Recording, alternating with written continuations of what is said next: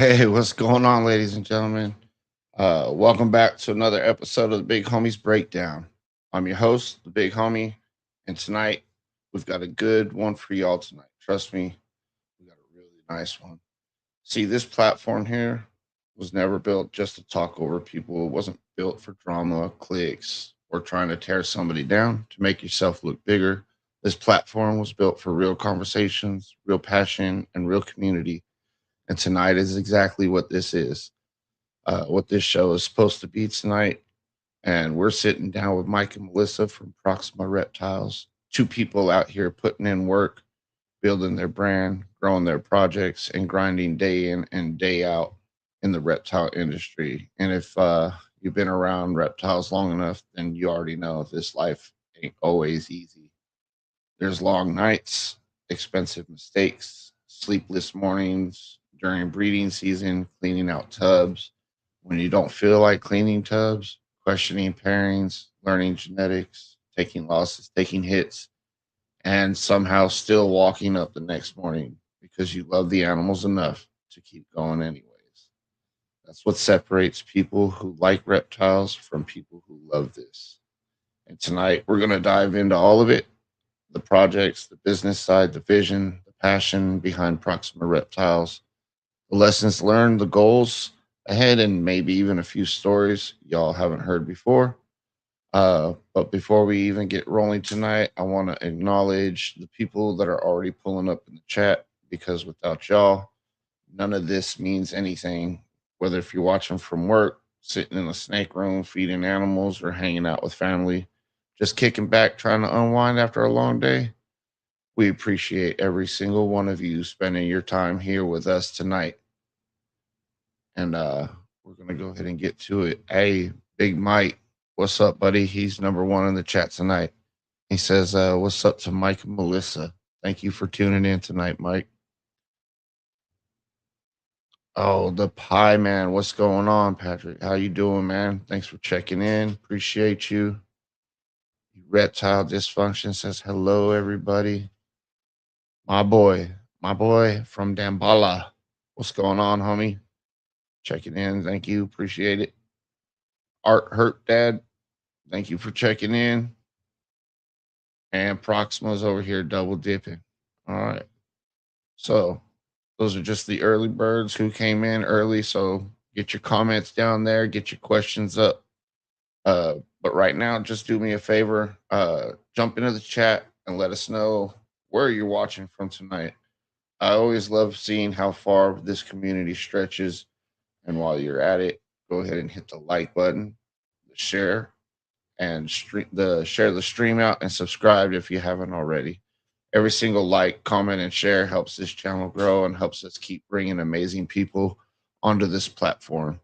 And you already know we got a show. Love to the people helping, supporting the movement, ReptileAds, Fat Man Nation, J Fisherman Photography, SJS, the Python Portal, and as always, we proudly support USARK.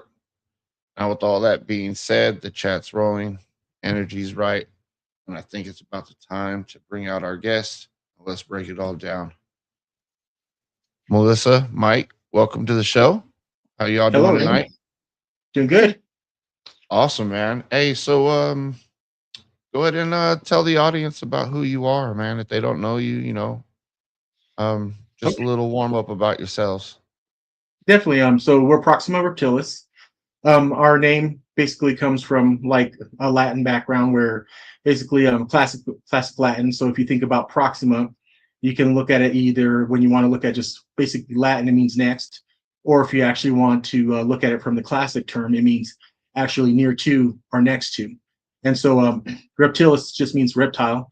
And so as you can see in Latin, it also means the classic version means slithery, crawly thing. So basically, you're near to or next to slithery, crawly things is what our name really means. That's where I the name like comes it. from. And when I was going to college, I took humanities and kind of latched onto a lot of Latin stuff. And then one day we were watching a show and that name popped up and we're like, hey, that's catchy. We like it. And we just rolled with it. We named our company that.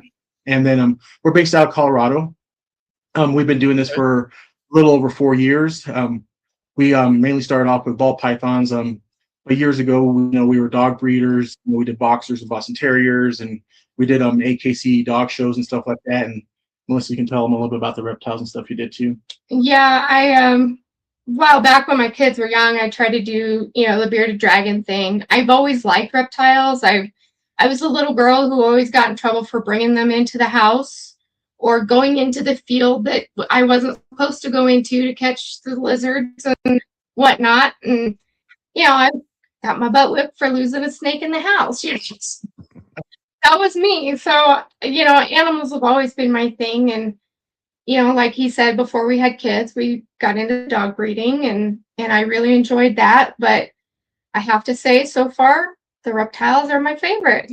And then, like what we were saying, reptiles heavily around 4 years ago. And then we do multiple species. Ball pythons are about 90% of what we do, but we have BCIs, we have Dumerals, we have a couple of Burmese pythons, then we do some skinks. And then for fun, my boys have a tegu, a rock iguana, rhino iguana. A rhino iguana. I always say that wrong. And then I actually have a black-headed python, the Australian version. And then you have your new one. My monkey tail. George. Yeah, George.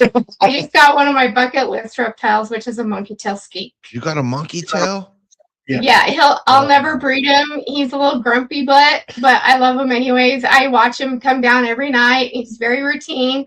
Comes down every night and eats his food. And if you don't give him his fruit, he'll give you stink eye. Yeah, if I don't give him any fruit, he will hang off his branch and scratch where the door opens on his enclosure until I give him fruit. Or he'll stand on the branch and just stare at us, just because he's like right in front of the TV area because we have a nice terrarium there, and he just kind of sits there and stares at you and gives you the stink eye till you give him something he wants. Yeah. So he has a great personality. Really fun animal. Yeah, he's been fun. That sounds like a fun animal. I don't think I've seen one of those in person either, though. So, yeah. They're pretty cool. The first one we saw was our very first big show we went to was the Florida show in Daytona. And there was a guy there. I don't even remember his name or anything, but he had a pair of them there. And we have regretted not picking those things up since that day. And I just happened to come across this one locally and I was like, nope, I got to have it. Yep. I have to have it. Yep.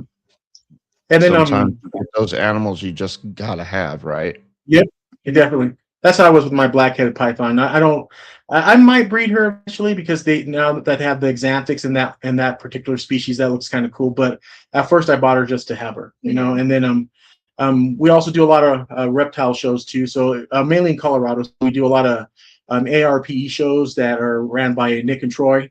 And then we also do I love those shows. Oh, they're great. They're fun. Yeah, that's the biggest one we have in Colorado. And then there's a lot of Show Me and what's the other one? Repticon. So a couple of those, but we do mainly the Show Me's because there's an event center that's maybe 10 minutes away from our house, and it's 3 times a year, so we hit that one anytime. Yeah. So I mean, anytime you could get something like that, man, you got to jump on it, man. I mean, so everybody knows us in Northern Colorado for that. A year. Yep. Yeah. So that's the biggest thing we're into and we really like doing the shows. I know a lot of people hate doing the shows and stuff like that, but we get a kick out of it because I actually like, the kids are the funnest part. Yeah. Because you always got the kids coming up, it's their first reptile, or we always have some ambassador reptiles that we like to bring to the show, and those are the ones where because the kids are always saying, "Can I hold a snake? Can I hold a snake?" And you're like, well, not the hatchlings because then you can stress them out, but here's a bigger one that loves to be held, and then we always bring. Our Tang, he's a ultra male pinstripe, super pastel, and he's super friendly. So we just bring him to every show, and he's usually the guy that hangs out with everybody.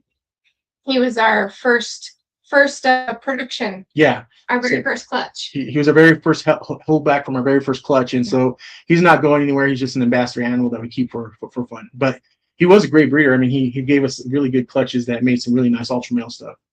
Yeah, that's awesome. What's up, Dickie? Thanks for coming in, man.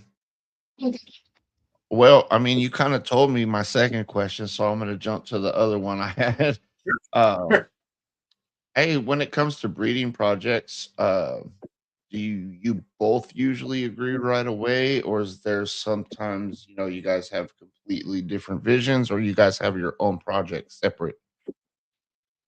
And we sit down and discuss it, and we're usually on the same page, but we have a few that we're like, no, I want to go this direction. Mm-hmm. And he's got ones that are more his projects, and I have a couple that are just mostly mine. Yeah, I have a lot of the yellow belly complex stuff. It's kind of a side thing I play.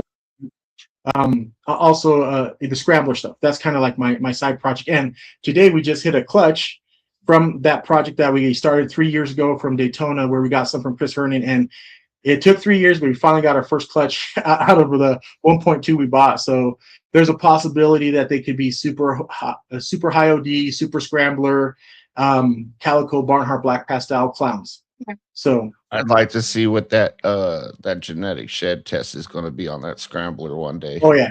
Yeah. Weren't they talking about it being maybe like a high OD or something? And, they were saying that, but I've actually seen several people show the single form of scrambler now. Chris has it. Mark Mandick has it.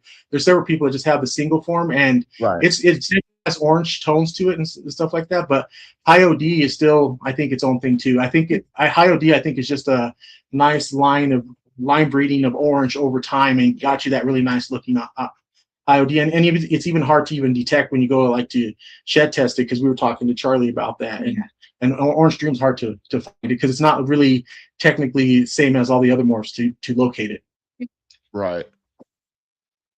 So, but that's the side project. But our main projects are VPI Xanthic, Ultra Male, Rainbow, and Monarch. So we like playing on the T positive side, and then we also like VPI Xanthic. So those are our main recesses that we deal in. But then we have a ton of side projects, we're putting stuff into Monsoon, Scrambler. We're also playing DG Cryptic. We have Clown.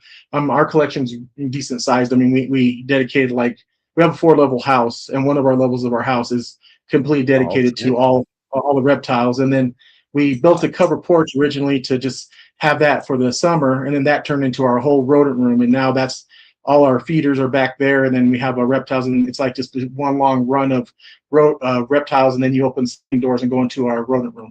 So that's awesome. You guys have any project in particular you're most excited about this year? Yeah. Yep. So one of them when I just brought up was the scrambler stuff. So I'm really about that.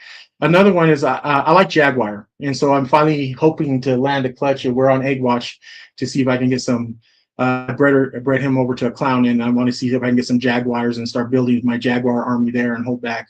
And then we're also we work some dinker stuff too. So right now I'm still growing out some stuff that I got from FNA that's not quite ready yet, which is the villain and the mustard stuff. But I do have some other dinker stuff that I'm working. One is called Funky, and I got that from Johnny Mandina. And so that morph is really cool, really dark. I'm still trying to figure a lot out of it. Johnny's produced several now, so I have a clutch and incubator behind us right now with that. The other ones that we like working is the Lavender Albino VPI, so the Lavender Snow project. And so we actually have some visuals that are now breeding, and so we repaired those again so we can make some more for the future.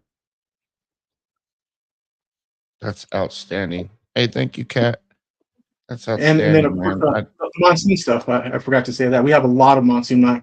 My collection is really loaded with a lot of monsoon stuff. We can show later too if you want to see some. But we actually have a purple passion monsoon that we got from Dave Green.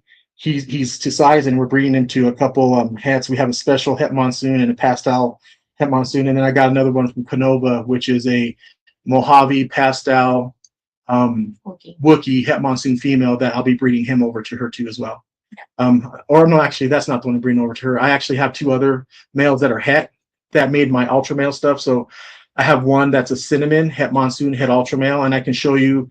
I have a 1.2 that we made last year that are one's the cinnamon ultra male het monsoon female, and then I have a 1.1 ultra male het monsoons that I can show you that are going to be getting ready to go. The male's going to be ready to go soon, and then we also have a lot of monarch stuff that we put cypress in and so forth. So we can show off some fun stuff.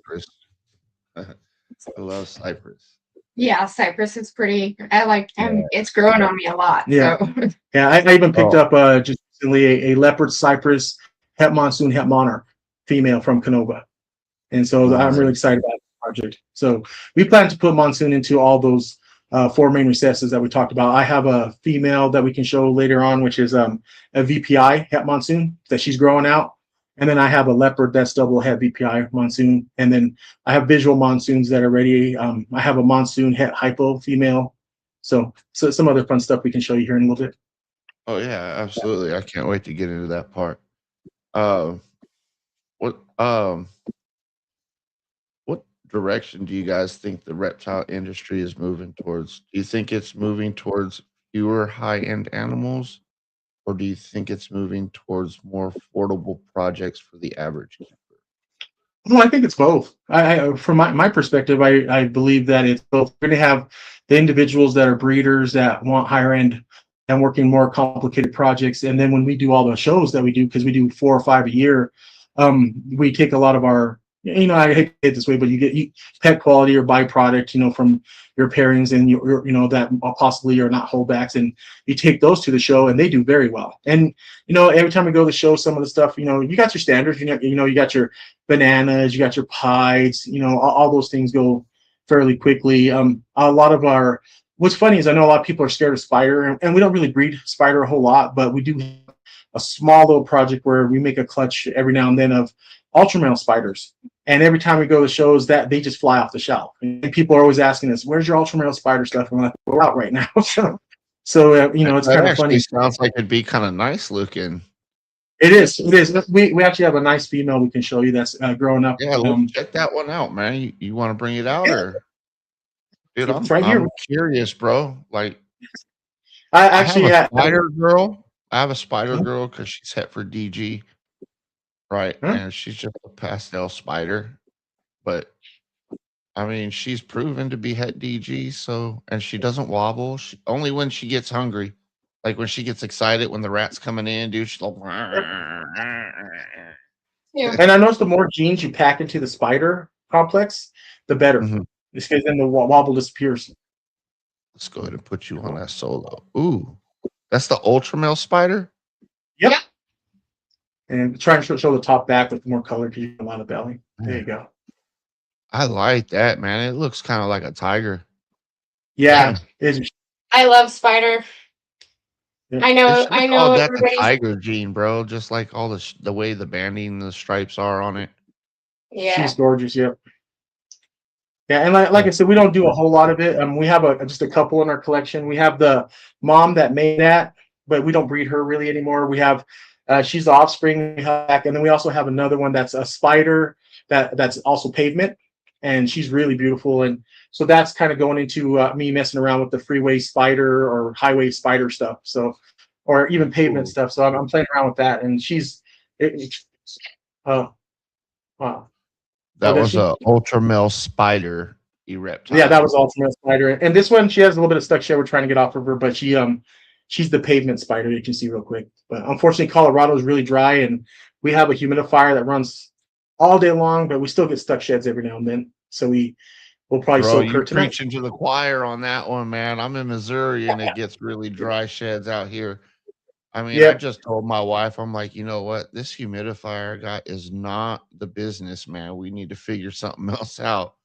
So yeah, we have them on cocoa and all that fun stuff. We'll spray them down, but Colorado's so dry and the altitude, it's just it's hard. But the funny thing is when we went out to Canova's VIP deal, and we saw that he has like 2,000 animals, and he had the same stuck shed problem that most of us breeders run into every now and then. And it was like I was like, okay, so if a guy like Justin that has 2,000 animals compared to us that have around 200, it's like wow, you know what I'm saying? It's awesome to see that we're not the only ones fighting it.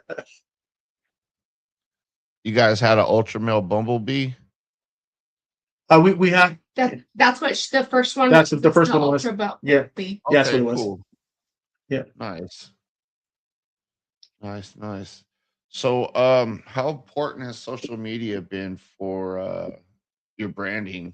How has it helped with your growth compared to just producing quality animals and going to a show without using? I think it's very important. So we're on all the platforms. So I do all the social media stuff. So I'll share a little bit more about my work side. So I've been in tech for about 28 years. I'm a DevOps engineering manager. So I run 3 engineering teams for a flash drive company. With that said, I think social media is a big deal. And so use a lot of AI. I'm a big techie fan. I don't know if you guys saw, but I did a video not too long ago with Craig about AI stuff. And we did that on Bash Coder. So Yeah. with that, Hey, that dude is so computer smart, bro. yeah. Like you Yeah, can and so conversate with him about snakes and stuff, but once he starts getting into that, bro, if you're not on that same level, bro, you're just like, They talk up here. yeah. So did it you was just good. talk Mandarin to me, or is that a new form of Chinese that you're speaking? Because Right. I don't understand any Yep. of it now. That's okay. I don't either. I'm just like, Yeah. So oh, really? Yeah. Mhm. well, that was That's actually cool. that was one of my favorite shows I've ever done because Craig and all them were on my level at that point where we were just talking tech so Oh, so I yeah. definitely think that tech is very important, especially social media. So we're on TikTok, we're on Instagram, we're on Facebook, and we're on YouTube. The YouTube stuff and everything we do, though, we don't do a whole lot of like shows per se right now. I do have something that I might do in the future, but I'll keep that in my back pocket for right now. But what we normally do is we usually drop about a minute long video of some of the cool stuff that either we added to our collection or some of the stuff that we might be letting go. And so I just do a quick video and I drop two drops usually about a week. Mm-hmm. And then I just let people see what we have. And that does help. You know, we get some of the drive through that. And actually, our last show, it actually took me off guard at our last Show Me in Loveland. I had a couple people walk up to me and say, "Hey, I drove all the way from so-and-so because I saw you on Instagram and I knew you were doing your show. So I want to come and look at your animals." And then they bought stuff. So it was really nice to see that, it helps. So, and the same with Morph Market too, because then that way, if we have stuff that goes on auction or whatever, you can throw a little blurb out there like, "Hey, check out our auction," or something like that. And so, and we're probably going to be doing that over the next few weeks where we're going to have a lot of adult females that just, are ready to move on to somebody else if they want it for their project, because our genetics are getting pretty powerful and we're doing double recessives with multiple incomplete dominants and so forth. So with that said, Hey, I'm picking up my first it's a visual hypo oh hell, hold on. It's a hypopide. It's a hypopide het clown. Man. Oh, nice. Triple recessive. Nice. Or double Yeah. So double recessive Double head, visual, one head. So yeah, exactly. For me, that's big for me, and that's only the biggest move I need to make for the whole year right now. There you go. There you go. And then the ultimate goal here is I'm not a spring chicken either, so I know that I can see retirement coming in the next decade or so. So with that, my plan is to retire into this. We love it so much. Hey, and we love the community. How much you may or may not have, man, but I'm kind of old too, man. He doesn't grow it out. Yeah. I have a side that it gets too white on one side. I'm like, nah, I think I'll just keep it where it kind of looks like I have a baby face still. So right. Well, guys, let me get into these quick little commercials, and because we got to pay the bills, right? And we'll be right back. Awesome. Operation Deeds, Not Words 2 is dedicated to empowering and uplifting disabled veterans and first responders through unwavering support, meaningful resources, and real opportunities that honor their service and sacrifice. Our mission is to build a thriving, impactful organization driven by the shared vision, commitment, and accountability of our team, because when we work together, there is no ceiling on what we can accomplish. We are equally committed to the growth of our team members, actively encouraging them to expand their voices, followings, and businesses as essential pillars of our mission. Being part of Operation Deeds, Not Words reflects great credit upon our members, uniting communities in the Fat Man Nation. Green Line morphs under a shared purpose rooted in service, resilience, and action-driven impact. Deeds, not words. ReptileAds.com is the modern marketplace for buying and selling reptiles, amphibians, and exotic pets. Built by Purple Turtle Technologies, we're creating the most trusted platform in the industry. Join thousands of breeders and collectors on the most trusted reptile marketplace. List your animals, connect with buyers, and grow your business with ReptileAds. Enjoy your easy access to stores as well as a genetic calculator for your convenience. Stop by and check us out today.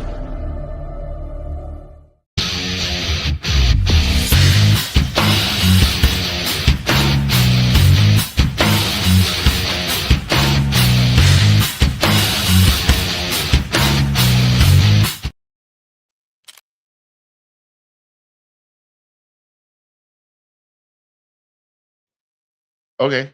We'll just go to a second break to play those ones that didn't want to play it. Welcome back, everybody. All right, you guys are unmuted. All right, awesome. So, what you got there? This is my first sperm. She's a hypo green. Oh, She's still baby, obviously. all right. Can you explain the hypo green? So the hypo is what is giving her the lightened color instead of all the browns. And the green is patternless, which is a recessive gene. So that's where all the pattern is disappeared because of the Like Inchi being a reducer and clown, something like that. Like it just is a reduction of the pattern, or no pattern at all. It's completely patternless. Yeah. If you have just a visual green, it'll be patternless. Wow. With a hint of green tones to it. Yeah. But yeah, she's a hypo green. This is Cruella. That's a very Yeah, we name all our animals. That's how we can tie the morphs to the names, because it helps us memorize things easier that way. Me mostly. right. Yeah. Hey, I'm old and my memory's shot, so I have to write everything down. And names is definitely things that keep you remembering stuff. Yeah. Absolutely. And well, to add to this too, I wanted to say thank you to the community very much. When we had the medical incident with Melissa, we let everybody know what was going on. That we had some stuff happening and couldn't make a show to the ARPE. That was the last one that we just had, and the community that reached out to us. So many people called and talked to us. I want to say a special shout out to Snake Man Pat. He called us multiple times on the phone, checking on us. Great guy. I can't say any more about Pat. He's such an awesome guy. He's been a surprise. And then in the local community, we had really, really good friends that were calling us out, like FNA, friend their family into us. And then we have Justin from Just Incredibles and Colorado Cold Bloods and on and on, and sorry if I miss any names right now, but there were so many people that were reaching out to us and just checking on us and asking us how things are going. And we had local people, we had one of the Cheyenne vendors that, he has a shop and everything. And Tom was helping us out, and talking to us, see how we were doing from Northman Exotics. Our local community here, they reached out, was very, what can we do? Do you need help taking care of your rats? I'll come down and do your rats. They were trying to be as helpful as possible while I was down. Fortunately for me, I have twin boys that are almost 18, and we've conned them into cleaning snakes and doing all that fun stuff for us. So they were helping pick up all that stuff almost that was in the hospital and trying to recover and stuff. So. They did. They really covered our butts. Yep. So it was nice that our boys stepped up like they did. So it was awesome.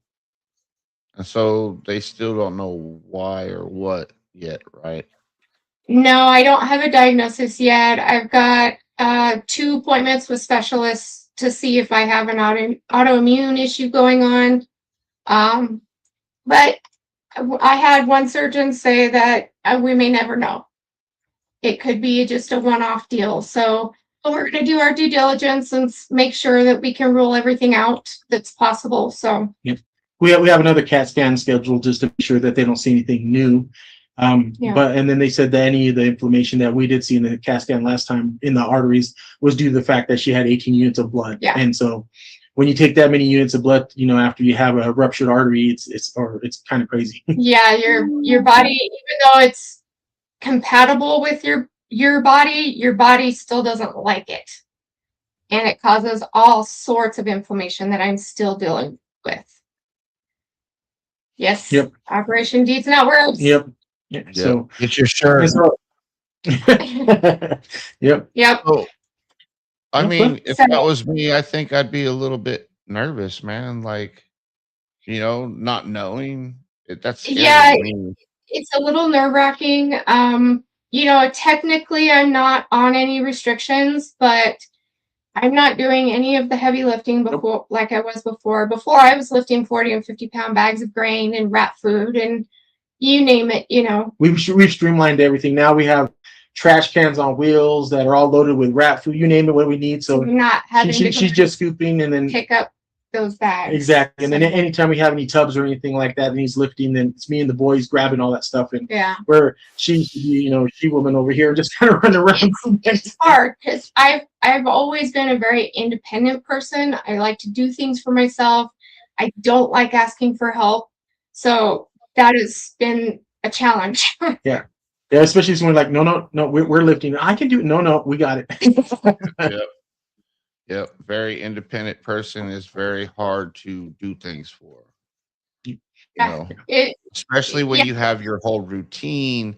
You have, man, I'm stuck on the way I do things, right? So like when the kids come in here to try and earn some money to clean out some sheds and stuff, I'm like, you didn't do that right. They don't you need do to it the way I want them to do it. It's like, you're supposed to be helping me, not making more work for me. Right?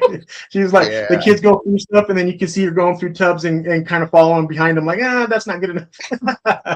But I try not to, but it's hard. Yep. And then but again, we'll keep moving on to other questions, but just final note, thank you, community. Yes, we appreciate it, all the love and support and people reaching out, much appreciated. Yes, it's been amazing. Heck yeah. That, man, you guys ever need help? I'm only like a 12-hour drive to Denver or to Colorado. Yeah, I appreciate it. So let me know. Yeah. I think ain't that's got no job. Good. I'm basically retired now, so yeah, I think that's what's great about this community is like, you got people from all over the country, people from all over different industries, walks of life, whatever you call it, and it's just awesome how everybody comes together and they're willing to just reach out. And most of us know us just through social media or chats and stuff like that, but even though they've maybe never met you in real life, just to be able to reach out to you and just talk to you and just give you that support is really appreciated.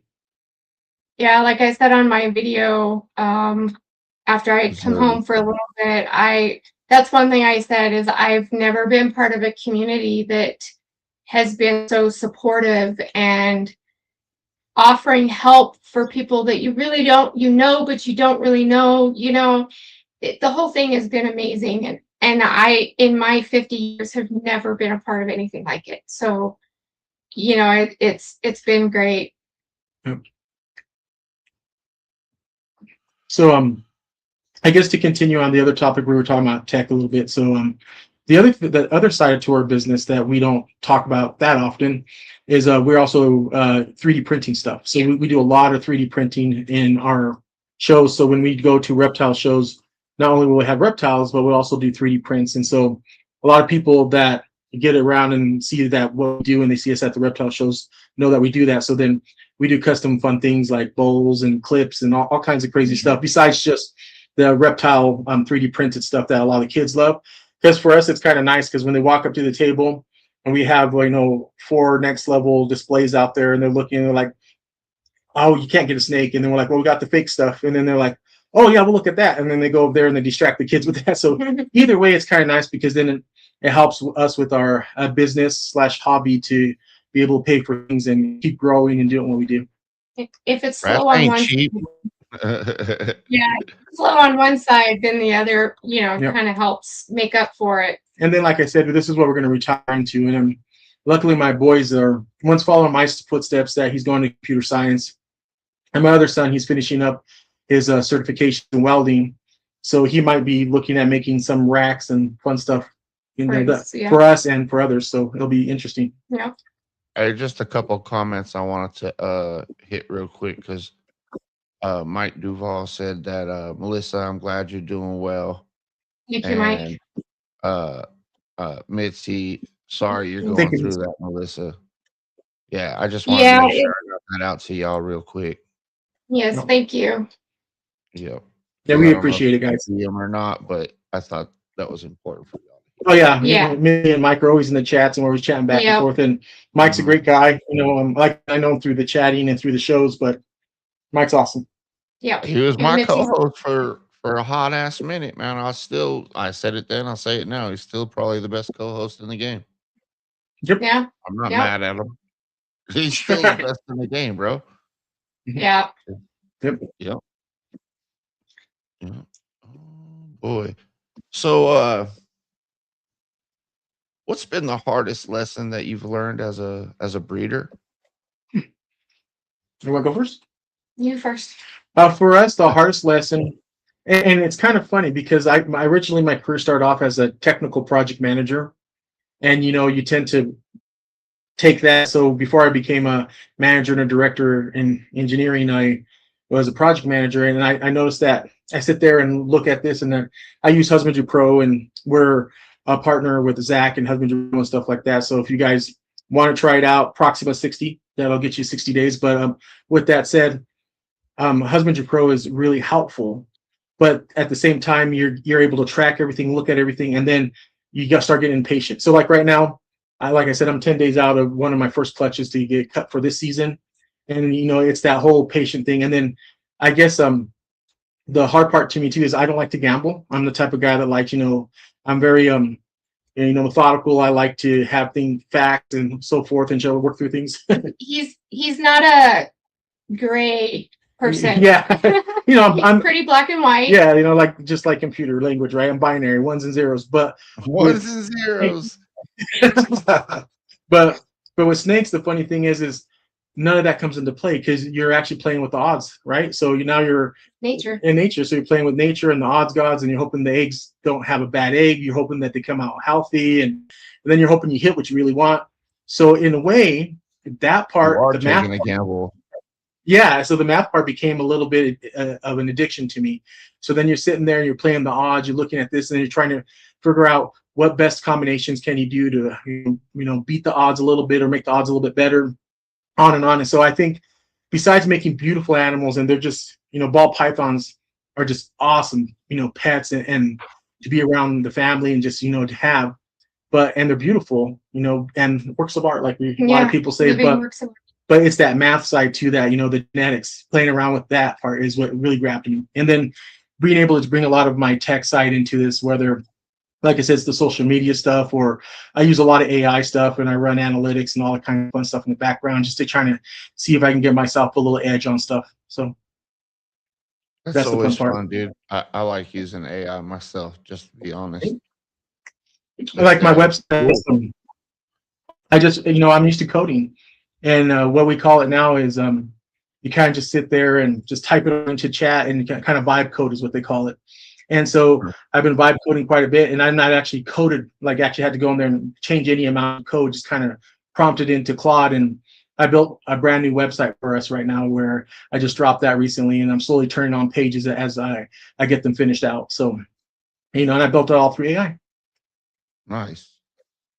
That's and then if you go to it, you can even download an app, and it'll be a Proxima app that you can put on your phone. No, it's actually out right now. Is it out? Mm-hmm. Is it really? On the Play App Store? And no, you just actually go to ProximaReptiles.com, and it'll ask you, you just say, do you want to install, and you'll see the app, and it'll just install it on Android only. Go to the website right now. Mitzi, go ahead and put that website in the comments for me, would you? That's dope. And remember, it's not reptiles, it's reptiles, but reptiles will get you there too, because that was my fault, man, because I kept calling y'all Proxima Reptiles. No, it's common. It's the same. It's the same. Yeah, I own Proxima Reptiles, Proxima Reptilis, and ProximaReptilis.com. So I have 4 domains that will get you right to my website. That's awesome. See, now I'm nerding out a little bit. Oh yeah, I can tell. I can tell. Yeah, I made this website. I love that stuff, man. So excited and tells me about this stuff. I'm like, oh, it looks great. Yep. Yeah, I think in high school the last time I built a website was in high school. Like we had to build a website for one of our projects at the end of the year. But that was the last time I ever dealt with that. And that was so long ago. You'll know you're at the right website if you see that. All right, let me blow you up there, Mike. There you go. There you go. So that'll be the right website. So if you see that, you know you're at the right place.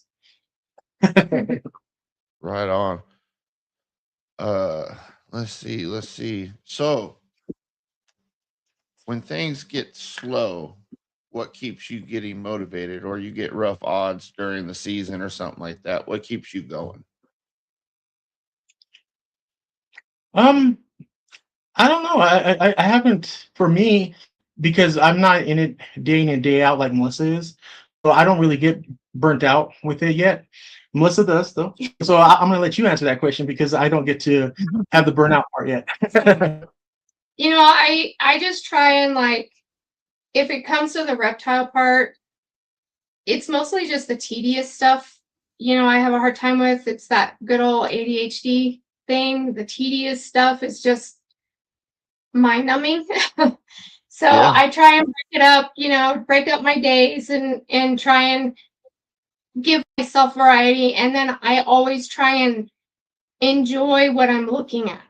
So even in the rat room, I will hold back ones that I'm like, oh, you have different markings, you know, and it's just so that I'm not looking at the same old black and white or brown and white rats every day, you know. We also do ASFs, and those are actually kind of getting there for me too. A lot of mine have gotten to where they're not nearly as aggressive. I can pick most of them up.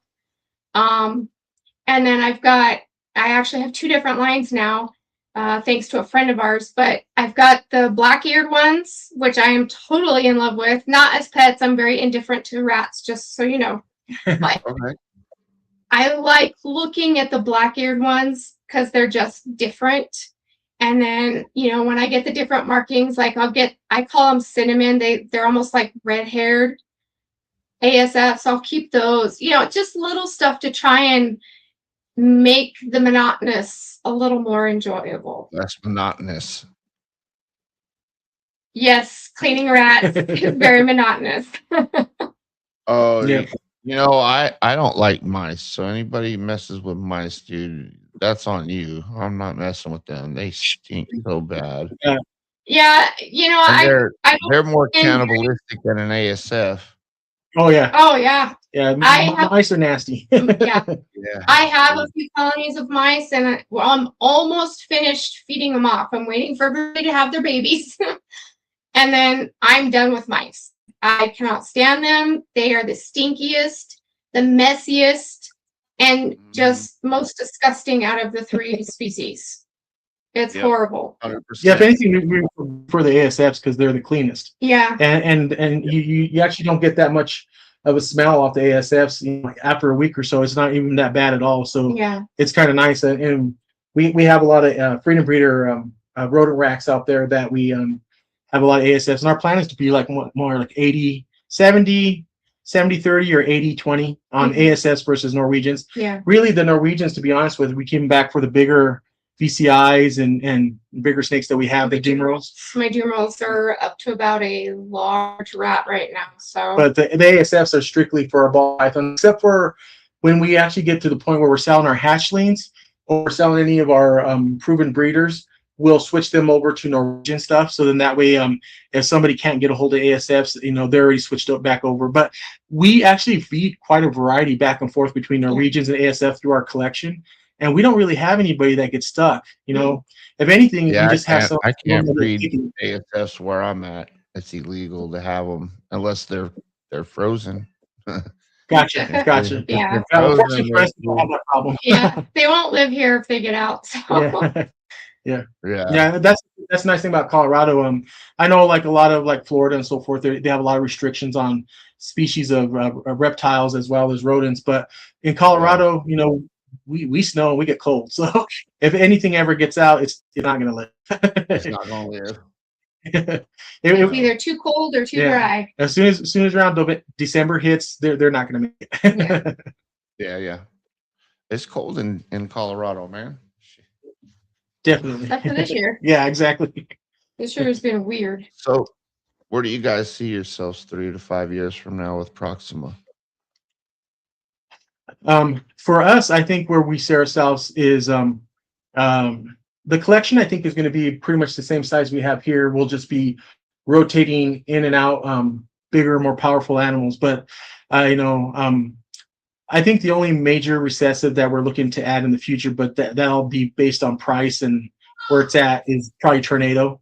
We have a lot of the recessives that we want to work with, a lot of the incomplete dominance, and then of course we're getting really into a lot of the dinker stuff. So we really like playing around with some dinker stuff that people don't have, like I was talking about.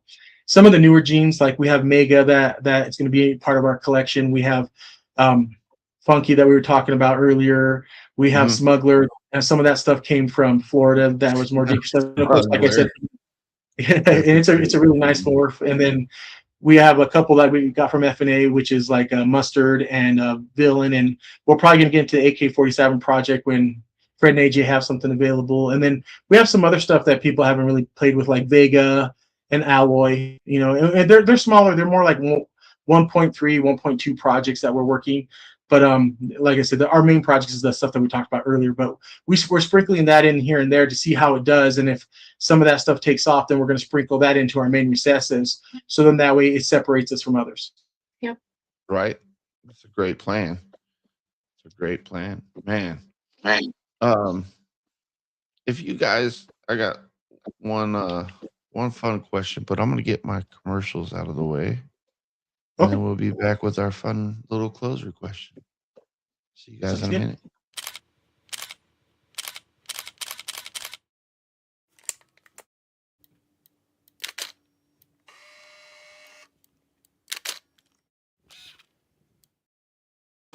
Introducing the Python Portal, a ball python breeder who works on snow and true ghost combos as well as the tiger gene. We also offer many unique custom 3D printed accessories, as well as custom merch, so don't forget to stop by and check us out. The United States Association of Reptile Keepers is a science, education, and conservation-based advocacy for the responsible private ownership of, and trade in reptiles and amphibians. We endorse caging standards, sound husbandry, escape prevention protocols, and an integrated approach to vital conservation issues.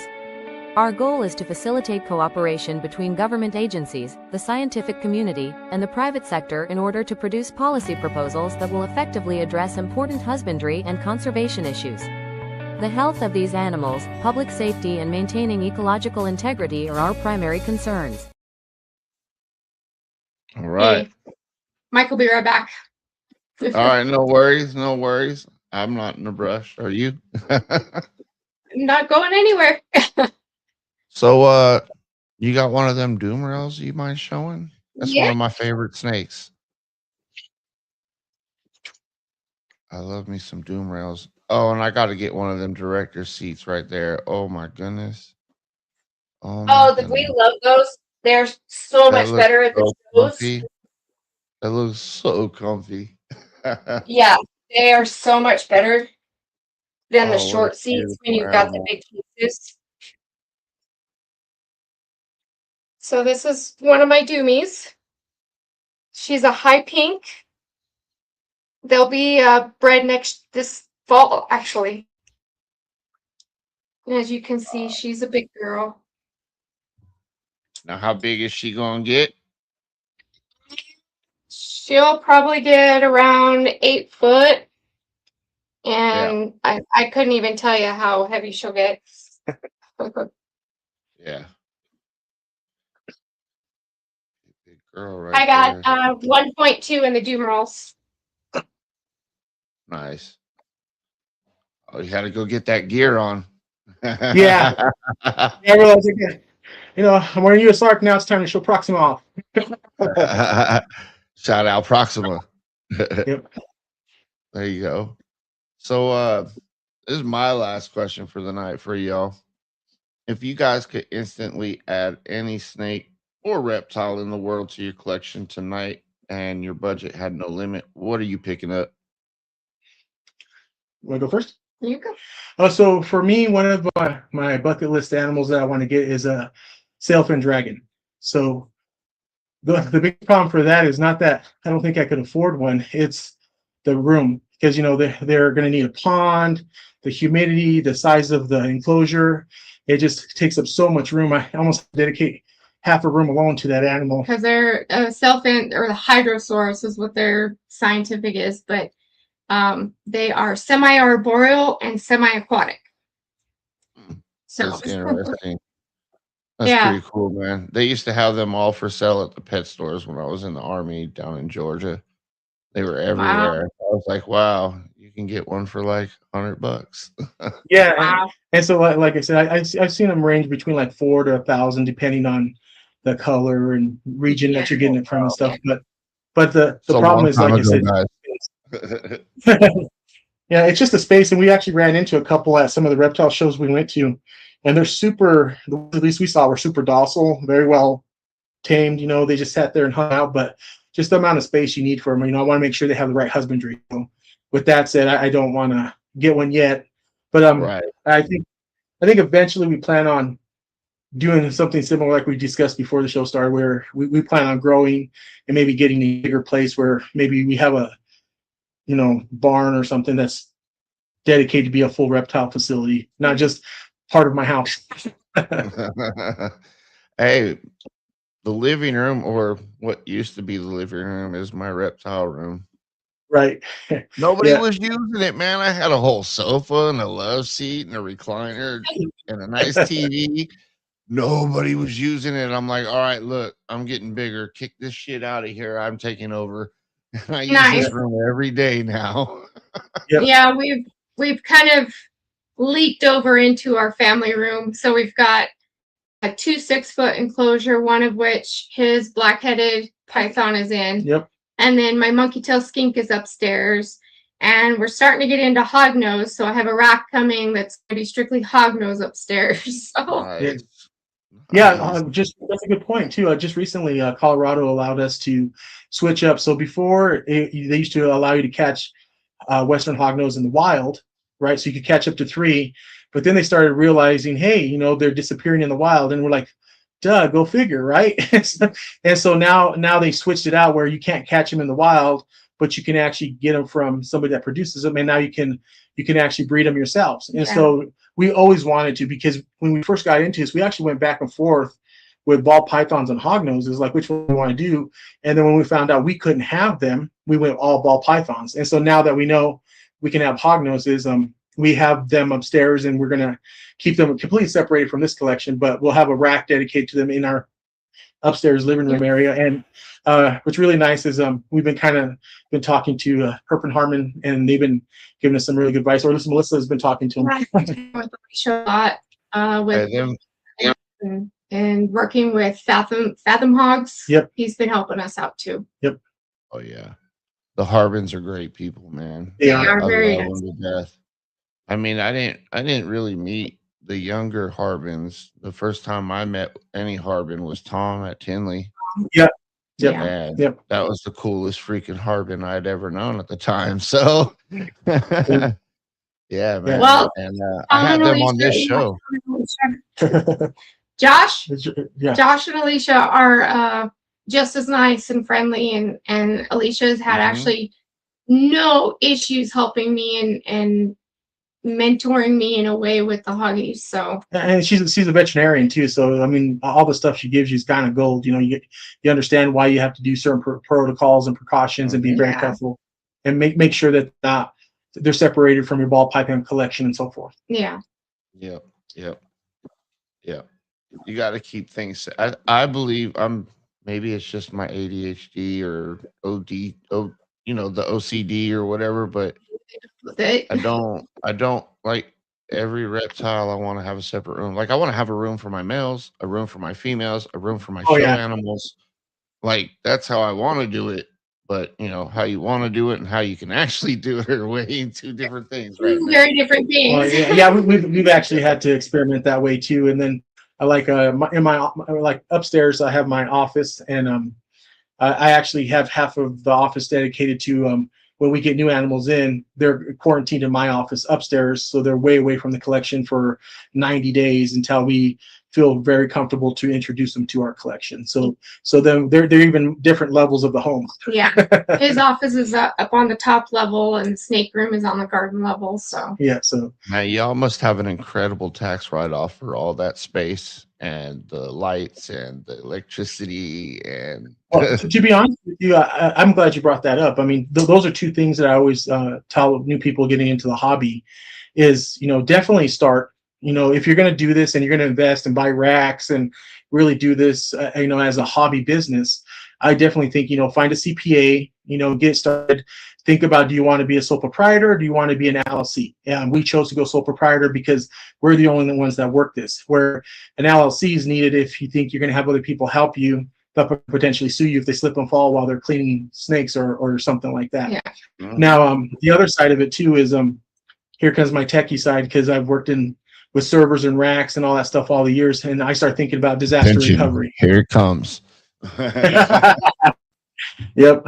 So I like to tell everybody, always think about business continuity management and disaster recovery. So I always say, think about, make sure you have extra herpostats, make sure you have extra fans and heat tape, because if your incubator goes down, you can bring it back up. Think about having battery backups, like UPS backups. Like our incubator back here has a UPS backup on the very top. See it. I don't know if you can see it, but it's right above my head. So You can right there. yeah. Yeah, it's right there, that that's gray and silver looking thing. Yeah.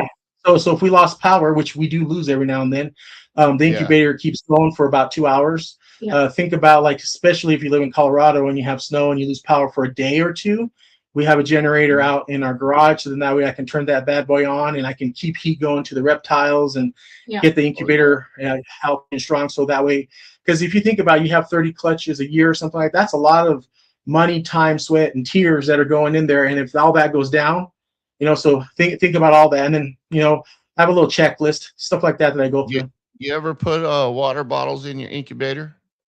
Yep. Yeah, they're down. I have 2 big gallon jugs of water down in the very If the bottom. power goes out, man, that water will actually keep the incubator warm as long as you're not opening it every 5 seconds. But it's not a last forever, but it is like, hey, I got my generator started up. Let me go plug it in again. And don't forget about your rodent room too. You're going to need backup in there too. Like, if you don't have a generator and let's say it gets hot during the summer, you could lose half your rodent collection if your air conditioner goes down and you don't have power. Other thing is, think about, it's not we have if some it really goes nice down, it's when it goes down. Exactly. When it comes to rodents, dude, because of all that knowledge, dude. If anybody's bred rats, you've had a tub flood. Let's be honest. You have to be very honest. All of us have gone through it. Rodents are also bright. They think, oh, I'm going to stuff something in here or do something there, and then they plug one of the nozzles that is giving them water, and you flood a tub, or something happens, a fluke incident happens. So we actually have sensors inside our rat room that are on the floor, so that when water hits the floor, we can tell that a tub's flooding, and it hits our phone, and then we can run in there and go, what's going on? And we've actually had that happen once, and we were able to save one tub right away. We were able to pull all the rats out there because they were floating at the top, and pulled them right out because the sensor told us there was water hitting the floor. No, we lost the pinkies and whatnot that couldn't swim, but we saved the colony. Yeah.